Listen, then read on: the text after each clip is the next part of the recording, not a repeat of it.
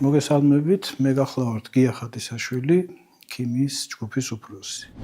წელს ტესტი იქნება კვლავ 63 ქულიანი, მინიმალური კომპეტენციის ზღვარი 25%-ია, რაც იმას ნიშნავს, რომ მის გადასალახად 16 ქულის მიღება იქნება საკმარისი. ტესტის შესასრულებლად მოგეცემათ 3 საათი. წელს საშუალო სკოლის კურსდამთავრებულებს ქიმია გავლილი ექნებათ იმ ეროვნული სასწავლო გეგმის მიხედვით, რომელიც 2018 წლიდან ამოქმედდა. ქიმიის საგამოცდო პროგრამა ამ ეროვნულ სასწავლო გეგმასთან შესაბამისობაშია მოყვანილი, ამიტომაც პროგრამას დაემატა რამდენიმე საკითხი, როგორიცაა წყალბადური მაჩვენებელი, ანუ pH-ი, მარილების ჰიდროლიზი, წყლის სიხის კეტონები და სხვა. დეტალურად ეს ინფორმაცია შეგიძლიათ ნახოთ საგამოცდო კრებულში, რომელიც გამოცდების ცენტრის ვებგვერდზეა განთავსებული. ამავე კრებულში მოცემული არის საგამოცდო ტესტის ნიმუშიც. ტესტი შედგება 30 არჩევით პასუხიანი და 10 ღია დავალებისაგან. არჩევით პასუხებიანი დავალებები სტანდარტულია და მოიცავენ ამოცანის პირობას 4 სავარაუდო პასუხით, რომელთაგანაც მხოლოდ ერთია სწორი.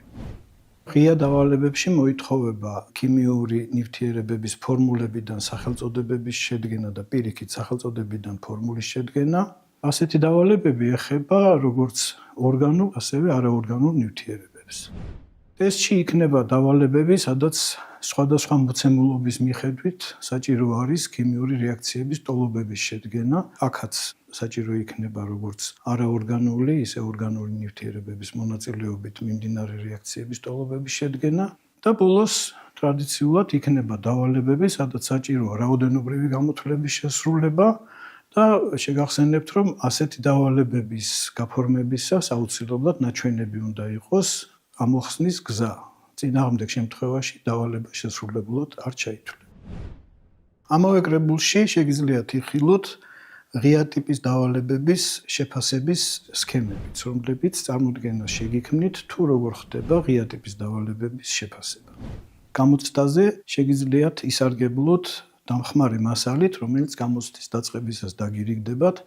ეს დამხმარე მასალა მოიცავს ქიმიურ ელემენტთა პერიოდულობის ცხრილს და როგორც მოკლე, ასევე გრძელი ვარიანტები იქნება აქ მოცემული, ასევე ხსნადობის ცხრილს და მეტალთა ელექტროქიმიური ძაბვის მწკრივს. მინდა ასევე რამდენიმე რჩევა მოგცეთ. პირველ რიგში ის, რომ საგამოცდო პროგრამის მიხედვით იმეცადინოთ და ეცადეთ არ გამოგჭეთ არც ერთი საკითხი განხილვის გარეშე. ბევრი უნდა ივარჯიშოთ ქიმიური რეაქციების ტოლობების შედგენაში. ძალიან ხშირია ხოლმე ისეთი შესტომები, რომლებიც გამოწვეულია კოეფიციენტების არასწორად შერჩევით და ამას უნდა მიაქციოთ ყურადღება.